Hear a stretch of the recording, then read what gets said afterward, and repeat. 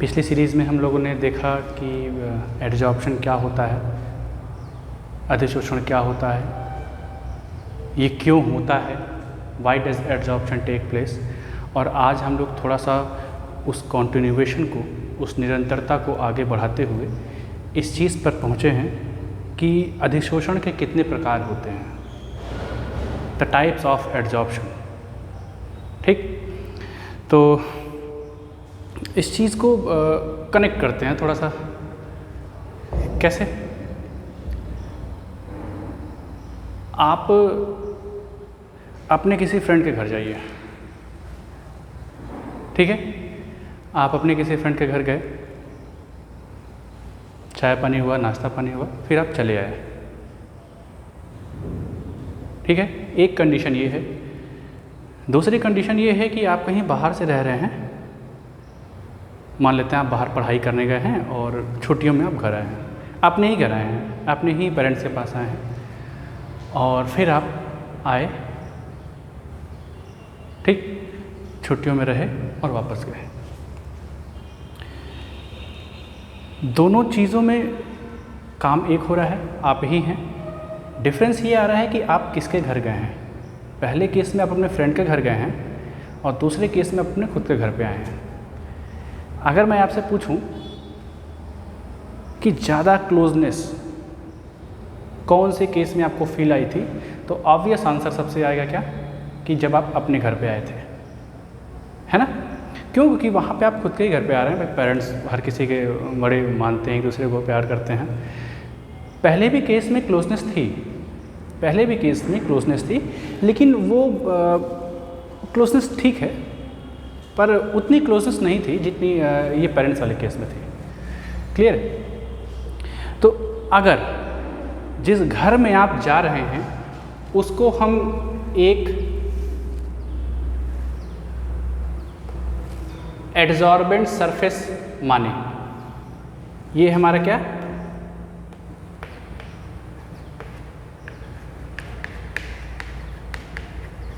अधिशोषक या फिर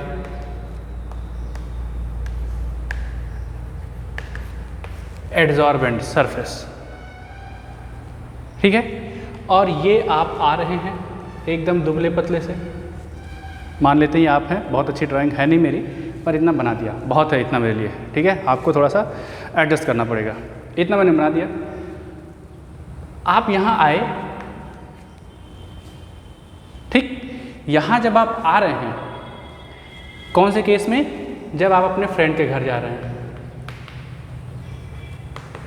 friends house. एक दूसरा केस हमने सेम माना था, जब आप अपने ही घर पे आ रहे हैं और वो घर आपका दोबारा से क्या होगा,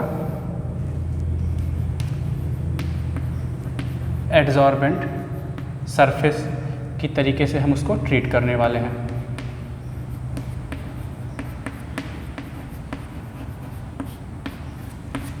ठीक है? आप आए यहाँ पे और ये आपका खुद का घर है, योर ओन होम।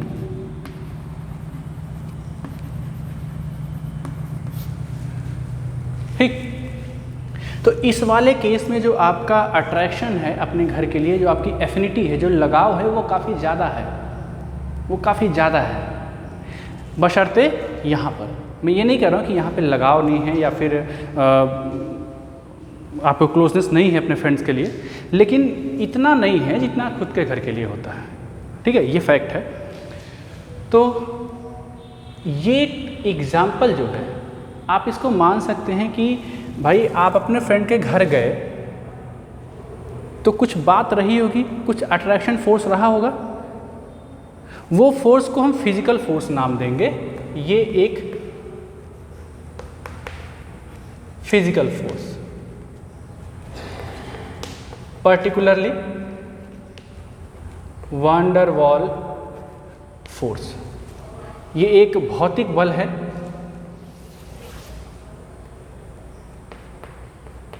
इस भौतिक बल का नाम क्या है?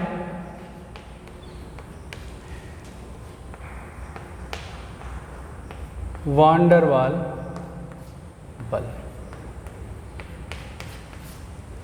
ठीक है। तो जब एड्सॉर्बेट मॉलिक्यूल यानी कि आप अधिशोष्य के कण एड्सॉर्बेंट सरफेस पे अधिशोषक की सतह पर जाके चिपकते हैं और उनके चिपकने का कारण क्या होता है, फिजिकल फोर्स यानी कि वान डर वाल फोर्स, जो कमज़ोर हो चुके भौतिक बल होते हैं उनकी वजह से ये चिपकना हो रहा है, ये अधिशोषण हो रहा है, एड्जॉर्प्शन हो रहा है। तो उसे हम क्या बोलते हैं, फिजिकल एड्जॉर्प्शन, भौतिक अधिशोषण, भौतिक अधिशोषण।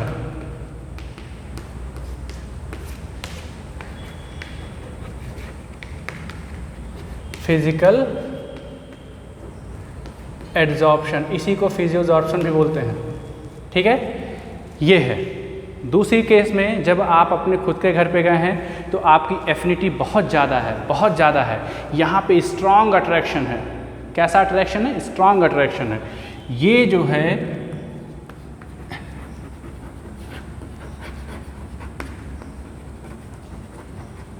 स्ट्रॉन्ग अट्रैक्शन बिटवीन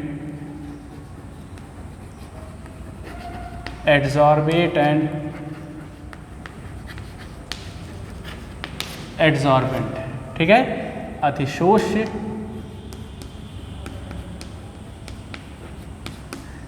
एवं अधिशोषक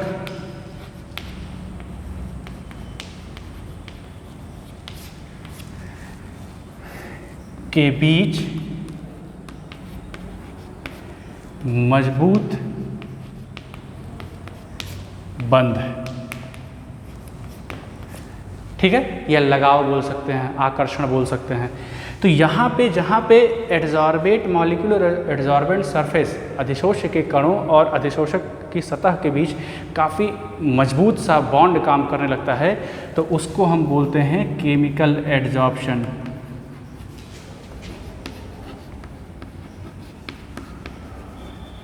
क्या नाम देंगे, रासायनिक अधिशोषण।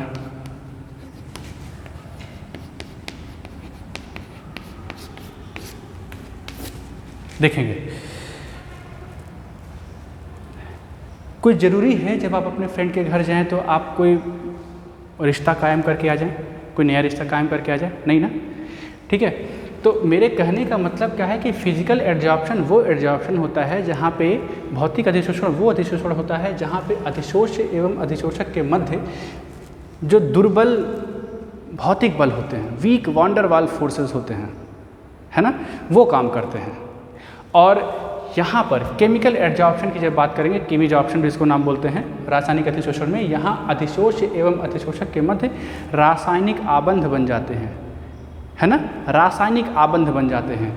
और ये जाहिर सी बात है, अगर बंध बन गया तो मजबूत ही बनेगा इसकी तुलना में, है ना। यहाँ पे कोई बंध नहीं बन रहा है, बस चिपक गया है। आप अपने दोस्त के घर गए, चले भी आएंगे, आते तो रोते हैं क्या, नहीं ना। लेकिन आप अभी बाहर से पढ़ के आ जाएं और कुछ दिन घर पे रह जाए तो जाते वक्त जरूर क्या कहते हैं, थोड़ा सा इमोशनल आप हो जाएंगे। तो वो इमोशनल क्यों हुए एक्सक्यूज मी, वो इमोशनल क्यों हुए, क्योंकि यहाँ पे एक आपने बॉन्ड बना रखा है, पहले से ही बना हुआ है ना, ये आबंध बन रखा है यहाँ पे, लेकिन यहाँ पे कोई आबंध नहीं है। ठीक है, तो एक मोटी मोटी डिफिनेशन हमको ये समझ में आई है कि जब फिजिकल एड्सॉर्प्शन की हम बात करेंगे, भौतिक अधिशोषण की हम जब बात करेंगे, तो अधिशोष्य एवं अधिशोषक यानी एड्सॉर्बेंट एवं एड्सॉर्बेट मॉलिक्यूल के बीच जो होगा वो वीक वान डर वाल फोर्सेस काम करेंगे, दुर्बल वान डर वाल बल काम करेंगे। ठीक है, लेकिन जब केमिकल एड्सॉर्प्शन की हम बात करेंगे, रासायनिक अधिशोषण की जब हम बात करते हैं, तो क्या होता है, एड्सॉर्बेट मॉलिक्यूल और एड्सॉर्बेंट सरफेस, अधिशोष एवं अधिशोषक सतह जो होती है उसके मध्य रासायनिक आबंध बन जाते हैं। और अगर रासायनिक आबंध बन गए हैं, जैसे ये बंध बन गया, तो इसको अलग करना मुश्किल है ना। जैसे आप समझिए, ये हाथ गंदा हो गया हमारा, क्यों गंदा हो गया, क्योंकि इस पर चौक पड़ गया, हमने इसको आसानी से झाड़ लिया, साफ हो गया। ये एक एग्जाम्पल था भौतिक अधिशोषण का। क्यों, क्योंकि हमको कोई एक्स्ट्रा एफर्ट नहीं लगाना पड़ा, कोई भी बहुत ज़्यादा हमको कोशिश नहीं करनी पड़ी कि अरे हमारा हाथ साफ हो जाए, हमारा हाथ साफ हो जाए, नहीं ना। लेकिन वहीं अगर ये डस्ट पार्टिकल केमिकली बाउंड हो जाते हैं, रासायनिक रूप से यहाँ पे बंध जाते तो फिर हम कितनी भी कोशिश कर लें, हम झाड़ के तो बिल्कुल नहीं निकाल पाते। निकाल पाते क्या? बिल्कुल नहीं, है ना। कपड़े आपके गंदे हो जाते हैं, कोई दाग पड़ गया तो आप उसको क्या झाड़ के साफ़ कर लेंगे? नहीं कर पाएंगे, बिल्कुल नहीं कर पाएंगे। आपको डिटर्जेंट वगैरह का इस्तेमाल करना पड़ेगा। लेकिन वही कपड़े पे थोड़ी सी धूल लग गई, आधी आ रही थी, आपने झाड़ लिया, साफ़ हो गया। ठीक, तो ये फिजिकल एड्जॉर्प्शन और केमिकल एड्जॉर्प्शन में बड़ा माइन्यूट सा डिफरेंस होता है। माइन्यूट सा कहते हैं, बहुत वास्ट डिफरेंस होता है, बहुत बड़ा सा अंतर आता है कि फिजिकल एड्जॉर्प्शन में फिजिकल फोर्सेस काम करते हैं जो कि वीक होते हैं, और केमिकल एड्जॉर्प्शन में केमिकल फोर्सेस काम करते हैं, केमिकल बॉन्ड्स काम करते हैं जो कि बहुत स्ट्रांग होते हैं। रासायनिक बल यहाँ पे काम करेंगे, यहाँ पे भौतिक बल काम करेंगे। ठीक है, अब जब इनमें नाम में भी अंतर है, होने के कोर्स में भी अंतर है, किस तरीके से हो रहे हैं, और जो रिस्पॉन्सिबल है, जो यहाँ पे जिम्मेदार फैक्टर है, जो जिम्मेदार कारक है, वो भी अलग है, तो इनकी प्रॉपर्टीज़ भी अलग होंगी। वही प्रॉपर्टीज़ हम थोड़ी बहुत देखते हैं। देखिए, लेट मी रेज फर्स्ट।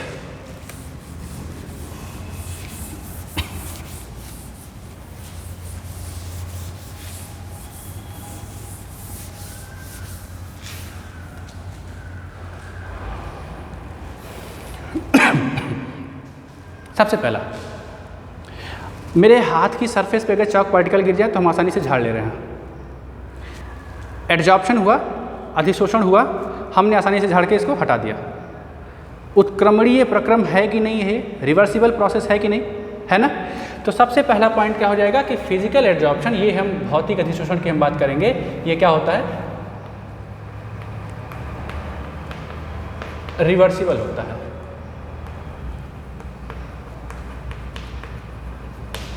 उत्क्रमणीय, ठीक है। ये किसके लिए है? ये है फिजिकल एड्जॉर्प्शन का हम बात कर रहे हैं। ठीक, ये उत्क्रमणीय प्रक्रम है। जितनी आसानी से एड्जॉर्प्शन होगा उतनी आसानी से आप इसको निकाल भी सकते हैं। दूसरी चीज़, जब कपड़े पे आपके दाग लग जाएगा तो आप झाड़ के निकाल पाएंगे क्या? नहीं निकाल पाएंगे, है ना। तो फिजिकल एड्जॉर्प्शन जो है वो रिवर्सिबल होता है, उत्क्रमणीय होता है, लेकिन केमिकल एड्जॉर्प्शन या फिर रासायनिक अधिशोषण जो होता है वो क्या होता है? इरिवर्सिबल होता है। एक बार हो गया इरिवर्सिबल, ठीक है।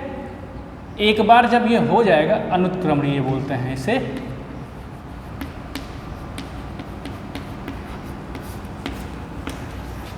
एक बार जब ये हो जाएगा, मतलब एड्जॉर्बेट मॉलिक्यूल, अधिशोष्य के कण जो होते हैं अधिशोषक की सतह पर जब चिपक जाएंगे तो उनको उतनी आसानी से आप नहीं निकाल सकते हैं। क्यों? क्योंकि मैं फिर से रिपीट कर रहा हूँ, यहाँ पे केमिकल बॉन्ड्स बने हुए हैं, आबंध बन चुके हैं यहाँ पे।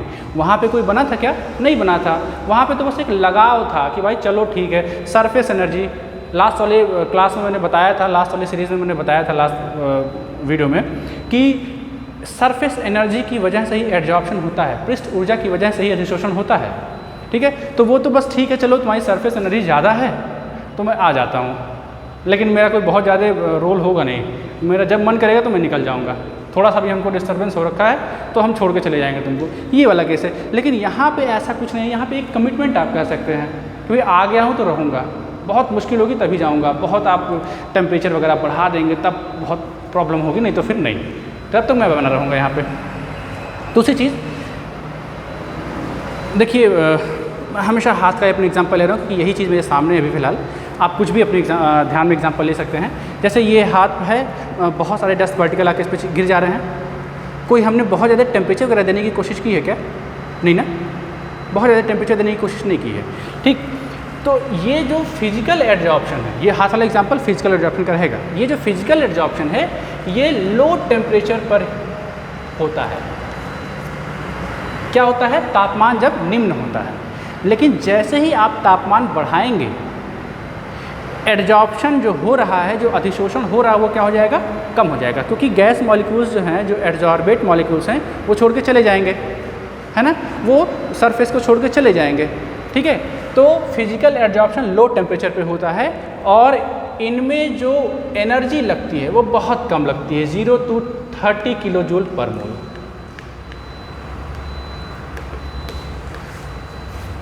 ठीक है, रूम टेम्परेचर भी कुछ एनर्जी होती है, तो वो एनर्जी कुछ आसपास ऐसे रहेगी, ठीक। लेकिन केमिकल एडजॉर्प्शन, क्योंकि वहाँ पे केमिकल बॉन्ड्स बन रहे हैं, तो जाहिर सी बात है यहाँ पे कुछ बन रहा है। अरे भाई कुछ बन रहा है, यहाँ पे एनर्जी ज़्यादा लगेगी नहीं लगेगी, और एनर्जी जब लगेगी तो टेम्परेचर भी थोड़ा सा हाई होगा, है ना, ज़्यादा नहीं, बस ऑप्टिमम हम बोल देते हैं, ऑप्टिमम टेम्परेचर, ठीक है। ऑप्टिमम की हिंदी मतलब ऐसा समझिए कि ना बहुत ज़्यादा ना बहुत कम, है ना। इसकी हिंदी में क्या ही बताऊँ, बस ऐसा है कि हाँ जितना ज़रूरी उतना ही, लेकिन हर केस में फिजिकल एडजॉर्प्शन में जो टेम्परेचर लग रहा है उससे ज़्यादा ही होगा, ध्यान देंगे इसको। और यहाँ पे जो एनर्जी होती है, जो एनर्जी होती है वो ऑलमोस्ट 400 किलो जूल पर मोल तक जाती है। देख रहे हैं ना कितनी स्टेबिलिटी मिल रही है, ठीक। इसके बाद कुछ और भी फैक्टर्स हैं, जैसे आपका हाथ हो चाहे मेरा हाथ हो, ये चाक पार्टिकल चिपकने ही चिपकने हैं, है ना। तो फिजिकल एडजॉर्प्शन जो होता है वो सेलेक्टिव नहीं होता है, ठीक है, डज नॉट हैव सेलेक्टिविटी।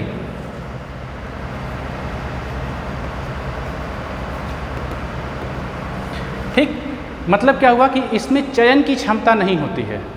जो भी अधिशोषक के कण हैं उनके सामने जो भी अधिशोषक की सतह आ जाएगी वो जाके आसानी से चिपक जाएंगे। बहुत ज़्यादा नखरे नहीं होते यहाँ पे कि भाई हमको वही चाहिए, ये वाला केस यहाँ पे नहीं है, ठीक है। यहाँ पे चयन की क्षमता नहीं होती है। कोई भी एड्जॉर्बेंट सरफेस पे कोई भी एड्जॉर्बेट मॉलिक्यूल का एड्जॉर्प्शन हो सकता है, ध्यान देंगे। चयन की क्षमता ये नहीं होती है, हमने क्रॉस कर दिया, ठीक है। लेकिन ये सेलेक्टिव होते हैं, बहुत सेलेक्टिव होते हैं, ठीक है। इनके बड़े नखरे हैं, ठीक है। अब इनके नखरे कुछ ऐसे हैं, कपड़े आपको धुलने हैं तो क्या आप नहाने वाले साबुन से कपड़े धुल सकते हैं क्या?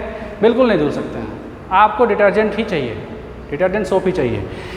कोई एक रिएक्शन हो रहा है तो उसमें एक पर्टिकुलर उत्प्रेरक ही लगेगा, एक पर्टिकुलर कैटलिस्ट ही लगेगा, दूसरा कोई नहीं लग सकता है।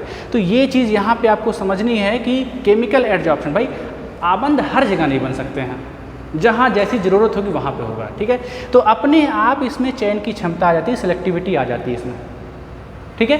तो ये कुछ बेसिक डिफरेंसेस हैं फिजिकल एंड केमिकल एडजॉर्प्शन में, ये आपको समझने होंगे, ठीक है। कई बार पूछा जाता है कि right on the differences between physical and chemical adsorption, भौतिक अधिशोषण एवं रासायनिक अधिशोषण में अंतर बताइए, तो ये आपको समझना होगा, ठीक है। तो बहुत बेसिक चीज़ें हैं। फिजिकल एडजॉर्प्शन कैसे होता है?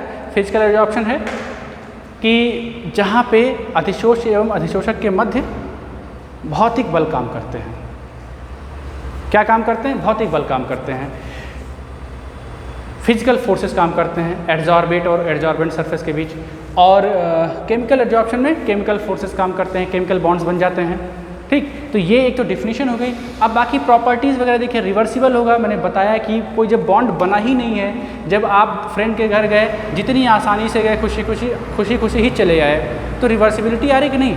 ये रिवर्सिबल प्रोसेस हो रहा है कि नहीं हो रहा है?